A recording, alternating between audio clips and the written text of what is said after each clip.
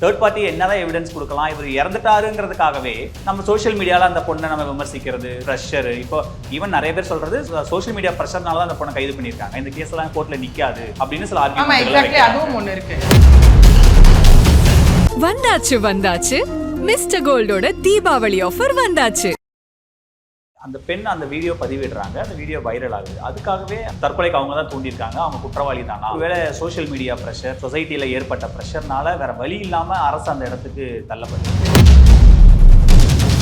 பெண்களுக்காக ஆண்கள் இறங்கி நம்ம பார்த்திருக்கோம். இன்னைக்கு ஒரு பெண்ணுக்கு அகைன்ஸ்டா ஆண்கள் அந்த இடத்துல இறங்கி எல்லாருமே இந்த இடத்துல போராட ஆரம்பிச்சிட்டாங்க. இந்த அன்நேச்சுரல் டெத்னு ஃபர்ஸ்ட் ஒரு விஷயத்தை ரெஜிஸ்டர் பண்றாங்க. இயற்கைக்கு மாறான மரணம், அதாவது இயற்கை மரணம் கிடையாது ஓகே அப்படின்னு ஒரு விஷயத்தை ரெஜிஸ்டர் பண்றாங்க. தற்கொலைக்கு தூண்டுதல் அப்படிங்கிற ஒரு எஃப்ஐஆர் வந்து ரெஜிஸ்டர் பண்ணப்படுது. Section 109 of BNS act. இதுக்கு வந்து 10 வருஷம் இந்த imprisonment, fine to an extent.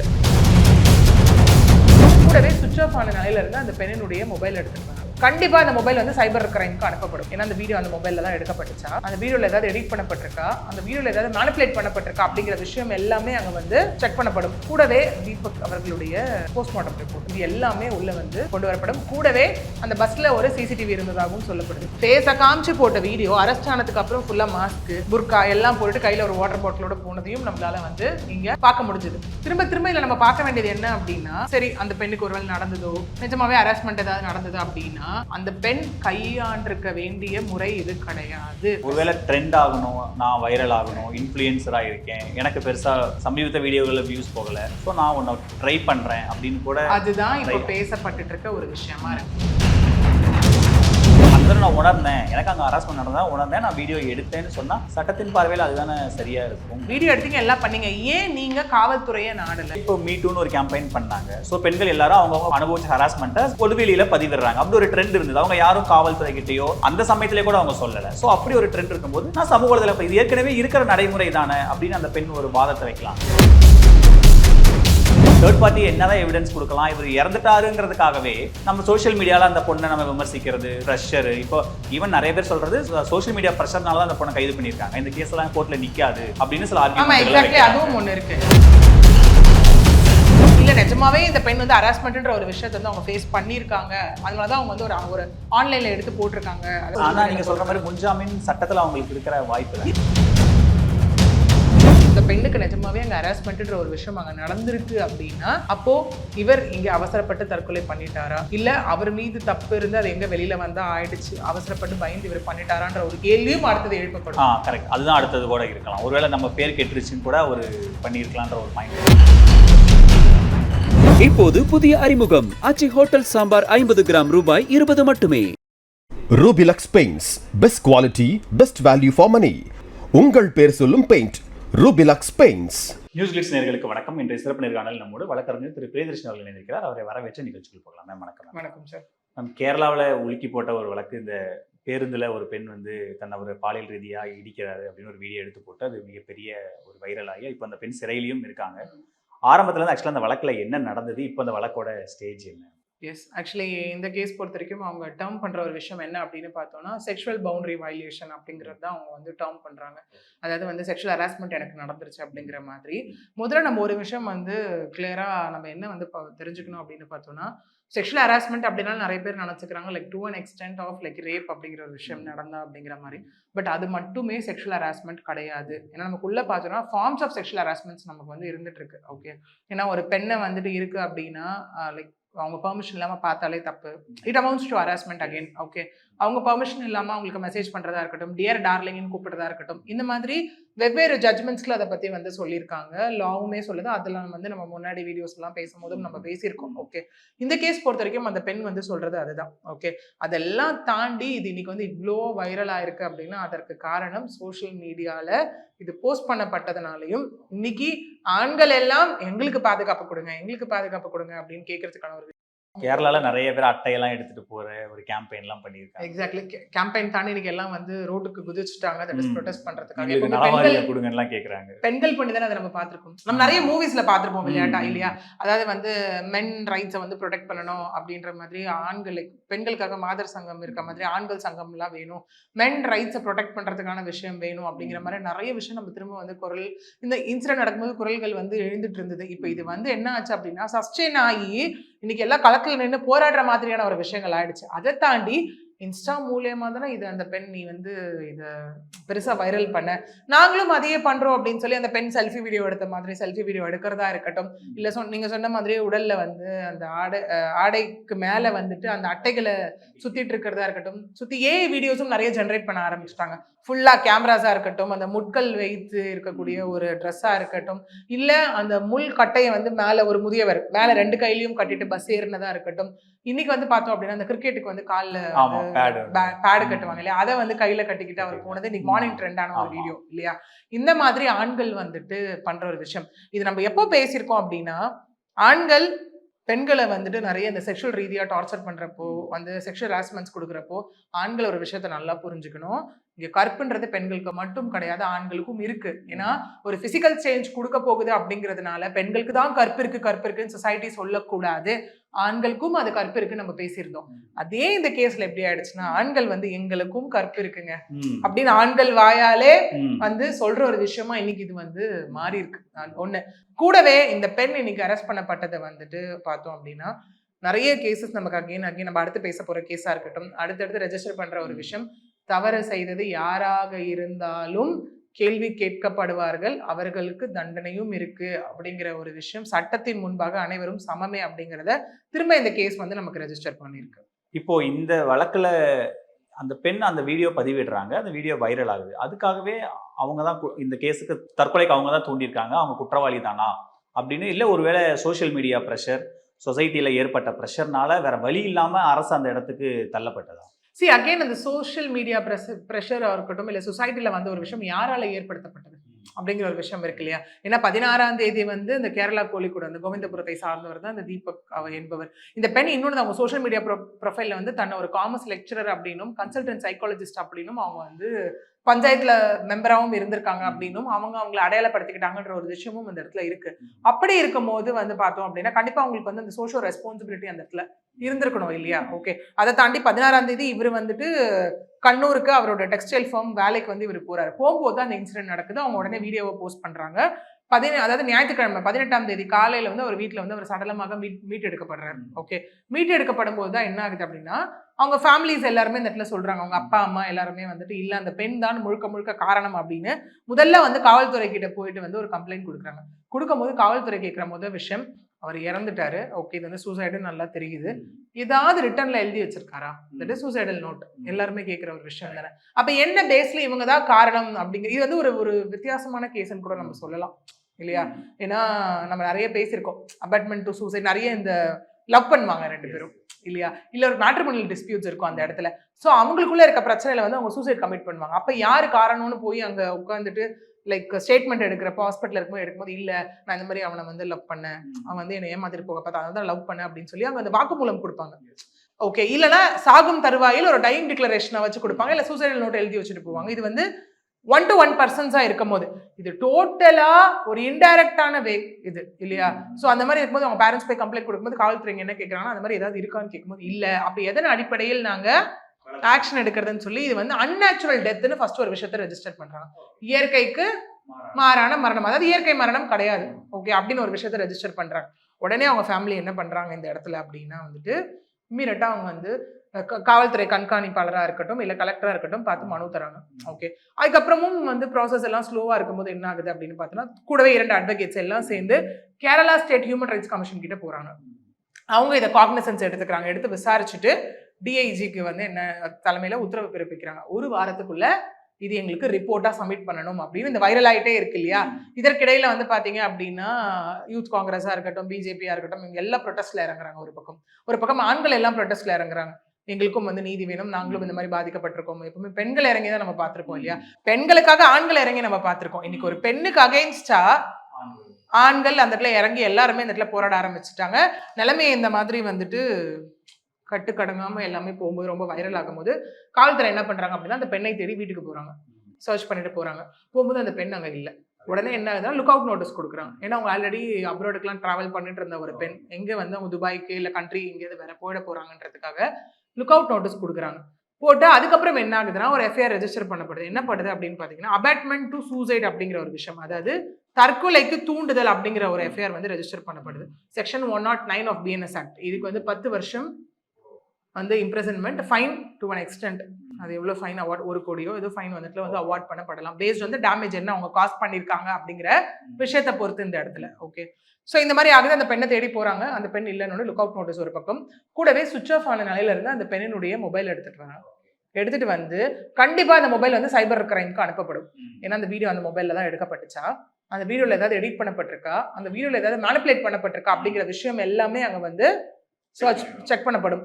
கூடவே தீபக் அவர்களுடைய இந்த போஸ்ட்மார்ட்டம் ரிப்போர்ட், இது எல்லாமே உள்ள வந்து கொண்டு வரப்படும். கூடவே அந்த பஸ்ல ஒரு சிசிடிவி இருந்ததாகவும் சொல்லப்படுது. அந்த சிசிடிவி கூட வந்து கோ பேசஞ்சர்ஸ், அப்புறம் நடத்துனர், ஓட்டுநர், இவங்க எல்லாருமே என்கொயரி வளையத்துக்குள்ள கொண்டு வரப்படுவாங்க. ஓகே, போலீஸார் இவங்க இல்லைன்னு என்ன ஆகுதுன்னா எஃப்ஐஆர் ரெஜிஸ்டர் பண்ணிடுறாங்க. அந்த பெண் வந்து கோழிக்கோடு நீதிமன்றத்தை நாடி ஆன்டிசிபேட்டரி பெயில் ஃபைல் பண்றாங்க. போலீஸ் உடனே என்ன பண்றாங்க அப்படின்னா அவங்க இருக்க இடத்த ஃபைன் பண்ணி அவங்களுடைய சொந்தக்காரங்க வீட்டில் தான் அவங்க இருக்காங்க. ஓகே, அங்க வச்சு அவங்களை அரெஸ்ட் பண்றாங்க. அரெஸ்ட் பண்ணி அவங்களை வந்து போலீஸார் கூட்டிட்டு வராங்க. அதுலயும் ஒரு சர்ச்சை எழுந்தது. ஏன் வந்து காவல்துறை இவ்வளோ டிலே பண்ணணும் அரெஸ்ட் பண்ண, ஏன் அதுவும் பிரைவேட் கார்ல வச்சு கூட்டின்னு வரணும் அப்படிங்கிற மாதிரியான நிறைய விஷயங்கள் எல்லாம் அங்கே சர்ச்சையா வந்து எழுந்தது இல்லையா. ஏன்னா நம்ம சொல்லும் போது பார்த்தோம் அப்படின்னா அதையும் இன்னும் அதை சில ஆண்கள் ட்ரெண்ட் ஆக்குனாங்க. எப்படி ஆக்குனாங்கன்னா, இந்த ஒரு ஃபேம்காக தானே, இந்த ஒரு இன்ஃப்ளூயன்ஷியல் பாயிண்ட்காக தான் நீ பண்ணவா, இப்போ நாங்கள் வீடியோ எடுக்கிறோம்னு சொல்லி அந்த பெண் அரெஸ்ட் ஆகி போகும்போது கூட செல்ஃபி எடுக்கிறதா இருக்கட்டும், அந்த மாதிரியான வீடியோ. அந்த பொண்ணு வந்துட்டு ஃபேஸை காமிச்சு போட்ட வீடியோ, அரெஸ்ட் ஆனதுக்கு அப்புறம் ஃபுல்லா மாஸ்க்கு, புர்கா எல்லாம் போட்டுட்டு கையில ஒரு வாட்டர் பாட்டிலோட போனதையும் நம்மளால வந்து இங்க பார்க்க முடிஞ்சது. இதற்கிடையில பார்த்தோம் அப்படின்னா என்ன ஆகுதுன்னா, அந்த பெண் வந்து ஒரு 6வது நாள் தான் அரெஸ்ட் பண்ணப்படுறாங்க. சோஷியல் மீடியால வந்து பல்வேறு தரப்பட்ட கமெண்ட்ஸ் அங்க வருது. அந்த பெண்ணுக்கு வந்துட்டு ஒரு அப்ரைசிங்கா வந்துட்டு ஒரு இது, நீ வந்து பிரைஸ் பண்ற மாதிரி, அதாவது நீ வந்து எல்லா பெண்களுக்கும் ஒரு எடுத்துக்காட்டா இருக்கீங்க, இந்த மாதிரி ஒரு விழிப்புணர்வு தேவை அப்படிங்கிற மாதிரியான ஒரு விஷயங்கள்.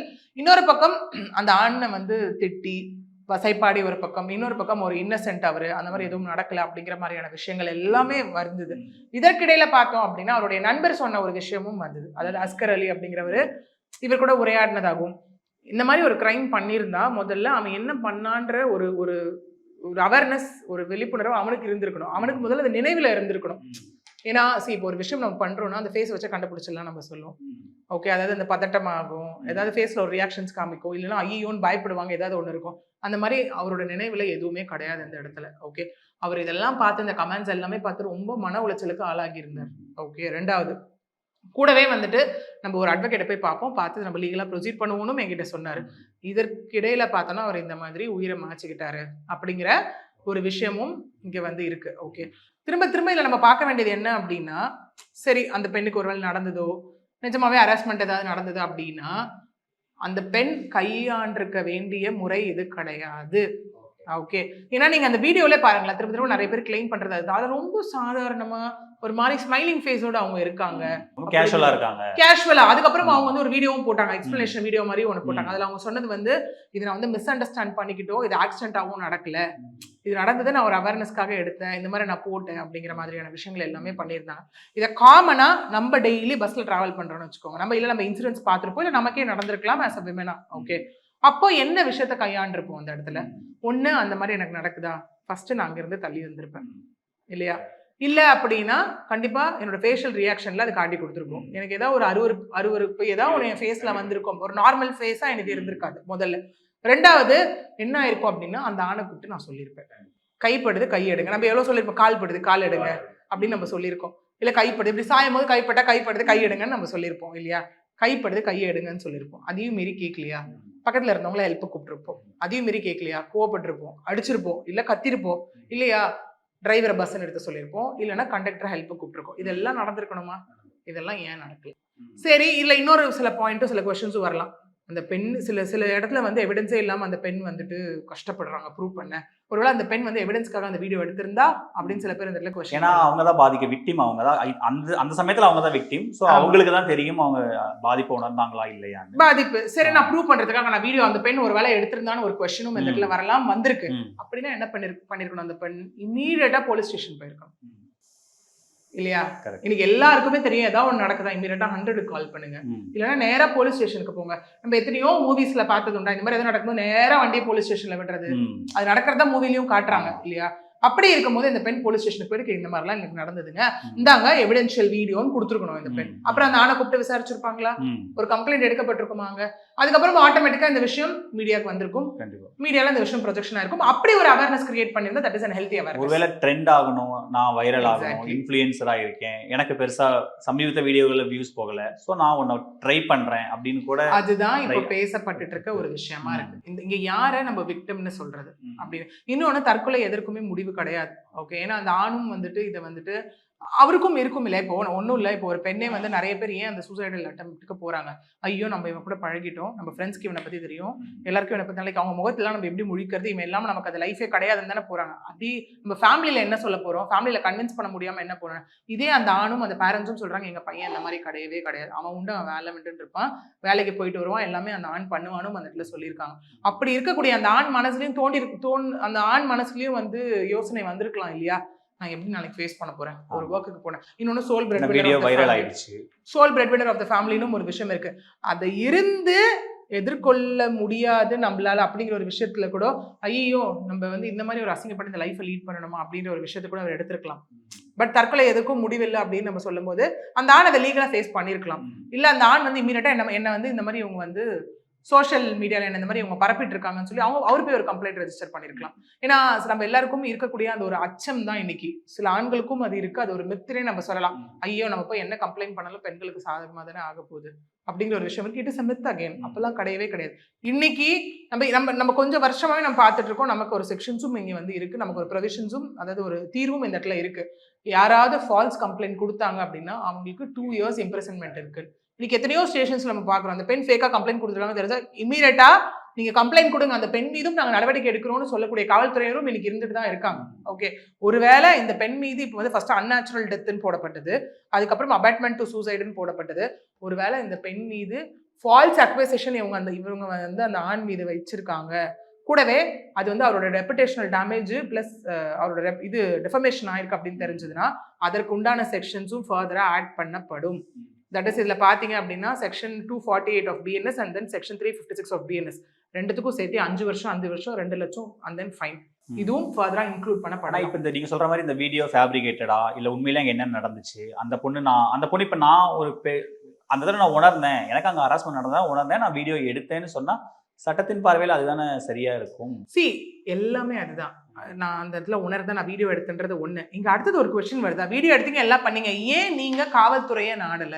ஏன்னா இங்க ஏற்கனவே இப்போ மீட்டூன்னு ஒரு கேம்பெயின் பண்ணாங்க. ஸோ பெண்கள் எல்லாரும் அவங்கவுங்க அனுபவிச்ச ஹராஸ்மெண்ட்டை பொதுவெளியில பதிவிடுறாங்க. அப்படி ஒரு ட்ரெண்ட் இருந்தது. அவங்க யாரும் காவல்துறை கிட்டேயோ அந்த சமயத்திலே கூட அவங்க சொல்லலை. ஸோ அப்படி ஒரு ட்ரெண்ட் இருக்கும்போது நான் சமூக வலைதளம் இது ஏற்கனவே இருக்கிற நடைமுறை தானே அப்படின்னு அந்த பெண் ஒரு வாதத்தை வைக்கலாம். அவங்க அது எல்லாமே வந்து அவங்க டிஃபென்ஸா எடுக்கலாம் அந்த இடத்துல. ஓகே, திரும்ப அவங்களை நோக்கி கேட்கப்படுற கேள்வி அங்க என்னவா இருக்கும் அப்படின்னா, அந்த மாதிரி ஒரு விஷயம் இருக்கு, நீங்க வந்து அந்த ஹராஸ்மெண்ட் வந்து இருந்தீங்கன்றது உட்காந்து நான் இந்த மாதிரிலாம் ஃபேஸ் பண்ணேன்னு சொல்லி, இப்போ இதுவே 2 வீடியோ இருக்குல்ல அந்த இடத்துல எடுத்துக்கோங்களேன். ஒன்னு அவங்க எடுத்த செல்ஃபி வீடியோ, இன்னொன்னு எனக்கு இந்த மாதிரி நடந்ததுன்னு சொல்லி அவங்க பகிர்ந்த ஒரு விஷயம்.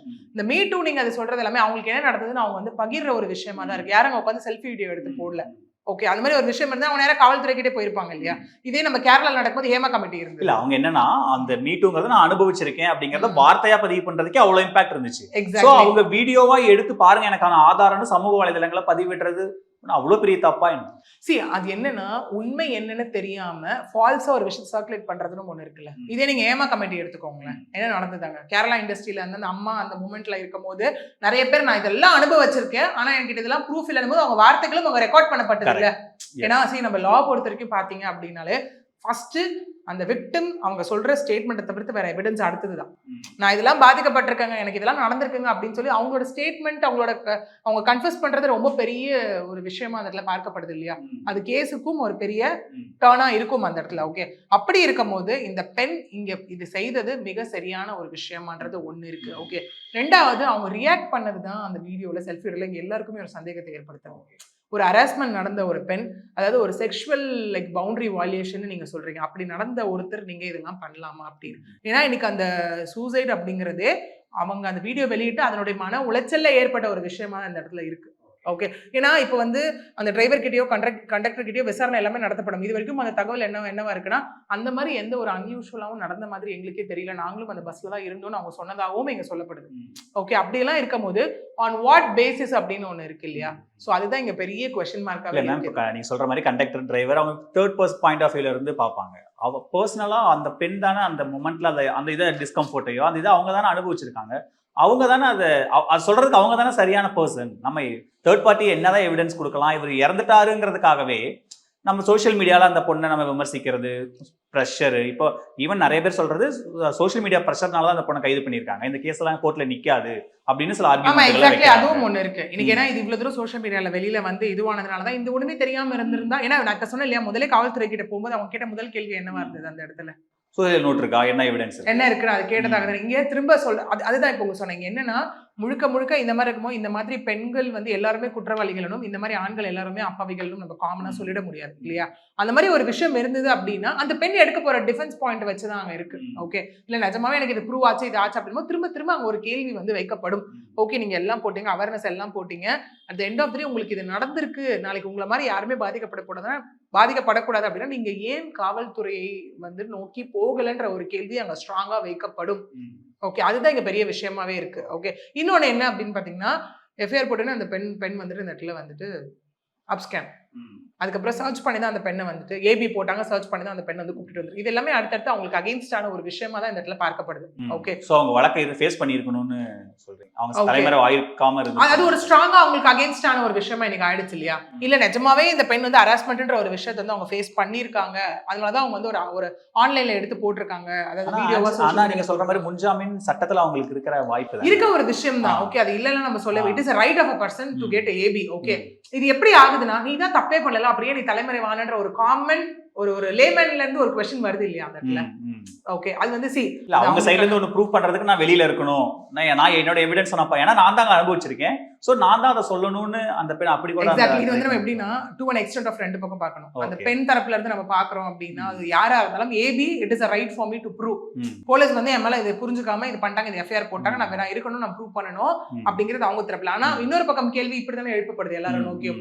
இது டு an extent of ரெண்டு பக்கம் இன்டர்பிரேஷன் இது. ஓகே, ஒரு வேலை இல்ல அந்த பெண்ணுக்கு நிஜமாவே அங்க ஹராஸ்மெண்ட்ன்ற ஒரு விஷயம் அங்க நடந்திருக்கு அப்படின்னா அப்போ இவர் இங்க அவசரப்பட்டு தற்கொலை பண்ணிட்டாரா, இல்ல அவர் மீது தப்பு இருந்து அது எங்க வெளியில வந்தா ஆயிடுச்சு, அவசரப்பட்டு பயந்து இவர் பண்ணிட்டாரான்ற ஒரு கேள்வியும் அடுத்தது எழுப்பப்படும். கரெக்ட், அதுதான் அடுத்தது கூட இருக்கலாம். ஒருவேளை நம்ம பேர் கெட்டுருச்சுன்னு கூட ஒரு பண்ணிருக்கலாம்ன்ற ஒரு பாயிண்ட், அந்த மாதிரி ஒரு விஷயமும் அங்க இருக்கலாம். இது எல்லாமே அவர் இறந்துட்டாருங்கிற ஒரு பாயிண்ட்டுக்காகவே ஒட்டுமொத்த பிளேமையும் தூக்கி இவங்க முழுக்க குற்றவாளியா அப்படின்னு நம்ம சொல்ல முடியாது. பட் அந்த பெண் கையாண்ட விதம் தவறு. ஏன்னா இந்த ஹராஸ்மெண்ட் மாதிரியான விஷயங்களுக்கு சட்டத்தோட பார்வை வேற மாதிரி தான் இருக்கு. அந்த பெண்ணை தனியா விசாரிச்சா உண்மையை வெளிக்கொண்டு வந்து அதுக்கப்புறம் நிறைய அவங்க சொல்றதான் ஃபைனல் ஸ்டேட்மெண்டா இருக்கு. முக்கியமான இருக்கும்போது அவங்க நான் உணர்ந்தங்க, எனக்கு அப்படி ஃபீல் ஆச்சுங்க அப்படின்ற இடத்துக்கு ஒரே ஒரு பாயிண்ட், நீங்க ஏன் காவல்துறைக்கு வரலங்கிறது மட்டும் அந்த ஒரு கேள்விதான் அந்த பெண்ணை நோக்கி. அப்படின்னா அவங்க சொல்றது இது ஆக்சிடென்ட்டோ இது வந்து நான் மிஸ் அண்டர்ஸ்டாண்டோ பண்ணிக்கல அப்படிங்கிறது ஒண்ணு. ஓகே, ரெண்டாவது என்னன்னா அந்த பெண் கையாண்ட விதம் தான் இங்க வந்து மெயினா கொஸ்டின் எழுப்பக்கூடிய ஒரு விஷயம். ஏன்னா as a common woman இது வரைக்கும் நம்ம எல்லாருமே அப்படி பண்ணதான் நம்ம பார்த்திருக்கோம். ஓகே,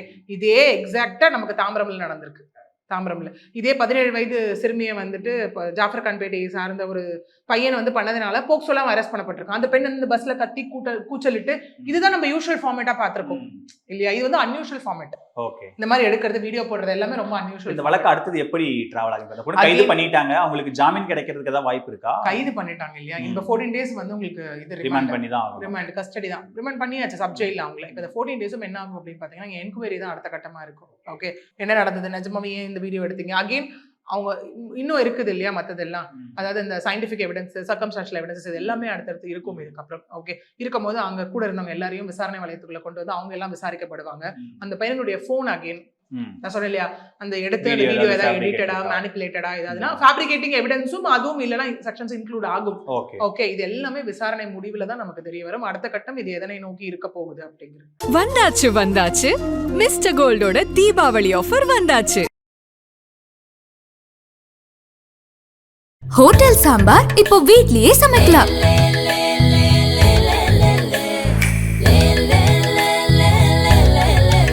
ஹோட்டல் சாம்பாரின் மனமெதிலே ஆச்சி ஹோட்டல் சாம்பார் தூளிலே சரியான நிறமிதிலே சாம்பாரின் சிறப்பிதிலே ஆச்சி ஹோட்டல் சாம்பார் தூளிலே. இனி ஹோட்டல் சாம்பார் இப்போ வீட்லயே சமைக்கலாம். ஆச்சி ஹோட்டல் சாம்பார் தூள். Rubilux paints best quality best value for money. உங்கள் பேர் சொல்லும் பெயிண்ட் ரூபிலக்ஸ் பெயிண்ட்ஸ்.